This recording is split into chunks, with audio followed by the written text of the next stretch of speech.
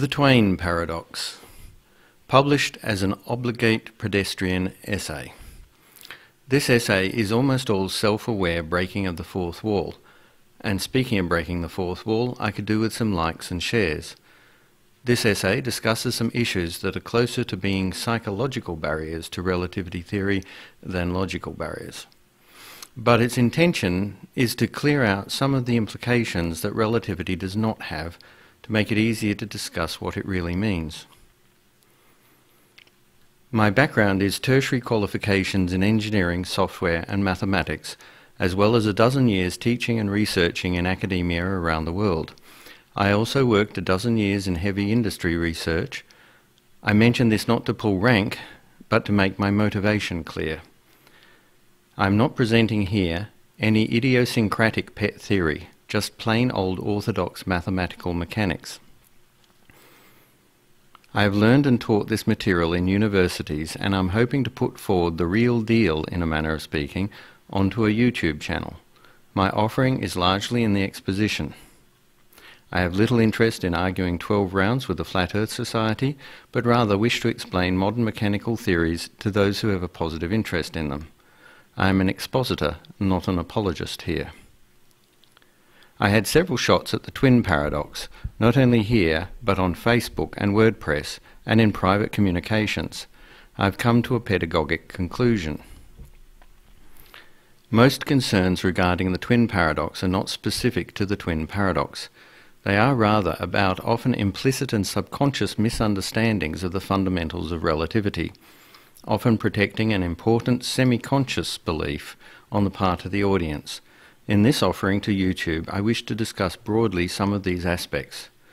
Consider time travel and the block universe. I suggest to you that the problem with time travel is not any issue with logical contradiction, but with an implicit attack on free will. Most arguments against time travel argue ultimately from the assumption that there is such a thing as free will, and that time travel contradicts it. Philosophically, I have a problem with that. Either my actions are determined, in which case they are not free, or my actions are not determined, in which case they are not will. Either way, my sense of self as a causal agent in the cosmos is clearly more in the experience than in any objective reality. But for me, this is a problem for moral philosophers and not for warp field engineers.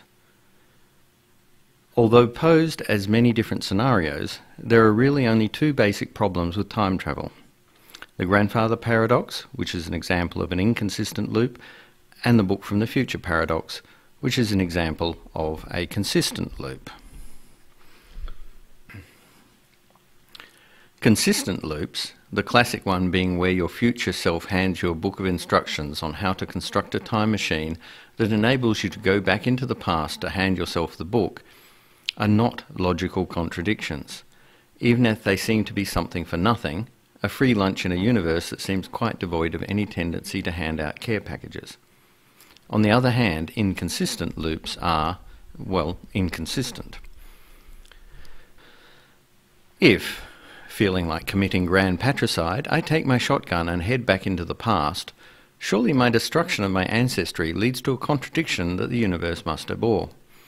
The perfectly good answer to this is the Novikov self-consistency approach. In effect, I won't succeed, because that would be a logical contradiction. End of story.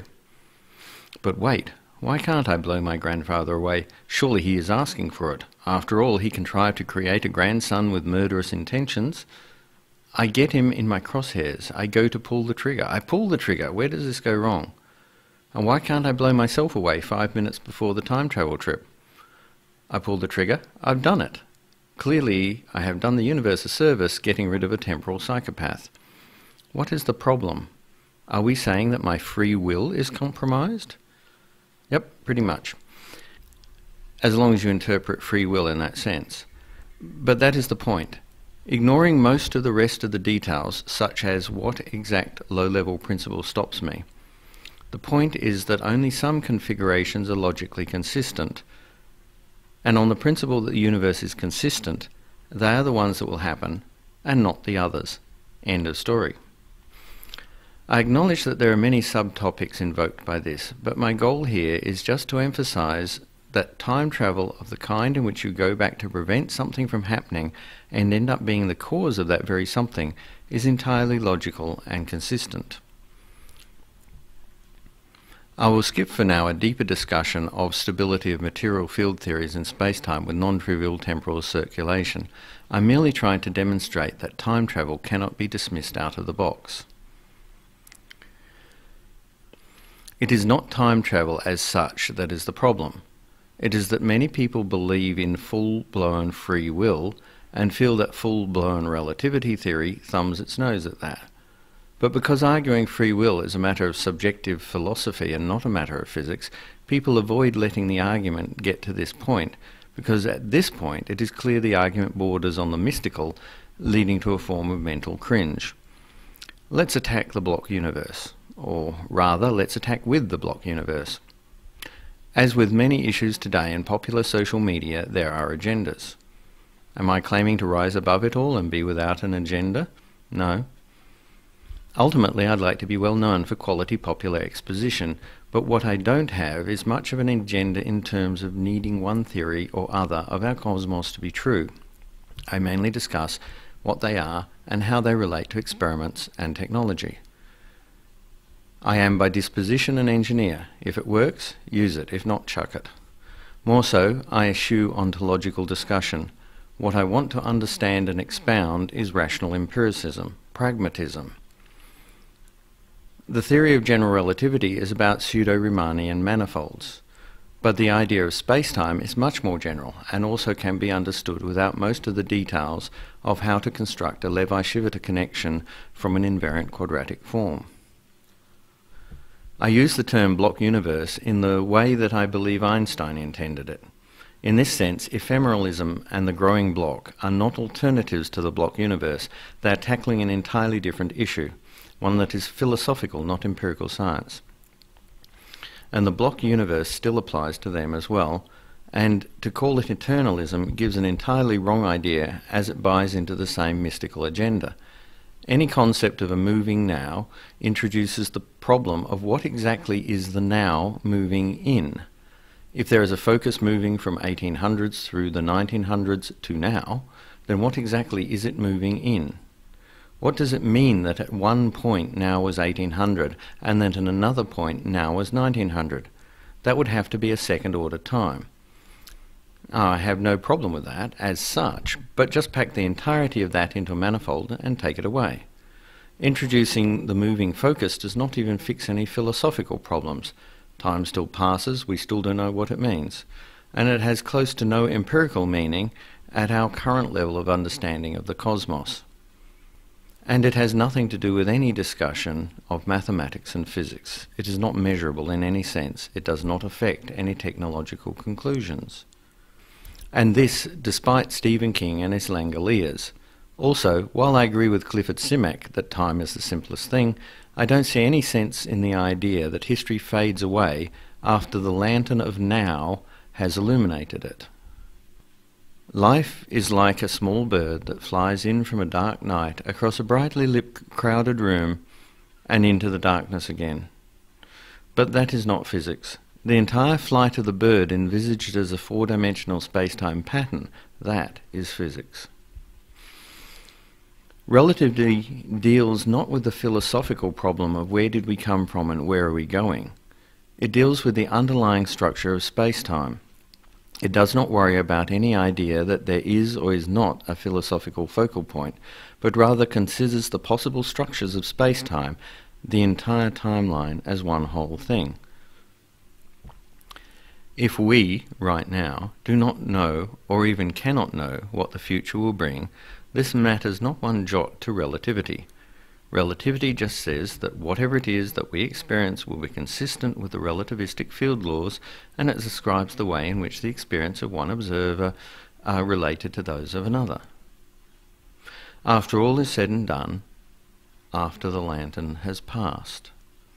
To quote Douglas Adams, anything else that you cannot deal with is your own problem. What I mean by the block universe is a model which is a mathematical manifold of events. Each observer sees events in their lives, they organize them into times and places, and observers share some but not all events in their life. and those that they share they experience differently. But we have a method of translating from one person's point of view to another person's point of view, and this translation process gives a sense of objectivity in the subjectivity. Each observer's experience is modelled by a coordinate patch of space-time on this manifold. The idea of relativistic space-time is that if some section of your experience, a collection of times and places and what happened then and there, is considered, then it will turn out to be a region of a solution to the Einstein field equations. This does not require that the space-time physically exists before you have experienced it or exists after you have experienced it. In fact, that question has no meaning. All that relativity is saying is that your experiences over your lifetime will be a region of some big decorated manifold that satisfies a differential equation. That gives you some information about the future, but it goes nowhere near tying it down uniquely in practice. In terms of your personal experience, you are still free, matrix style, to go on believing whatever it is that you want to believe about free will and the moving finger that writes and having written moves on. Relativity, like the honey badger, don't care. Now please, go back and review the earlier videos on the twin paradox and click like and share. And I will, for my part, attempt to rephrase and extend this discussion into the region of more general considerations of accelerating ships and perhaps a discussion of a full version of the twin paradox using only high school mathematics. Did I mention like and share? Thanks.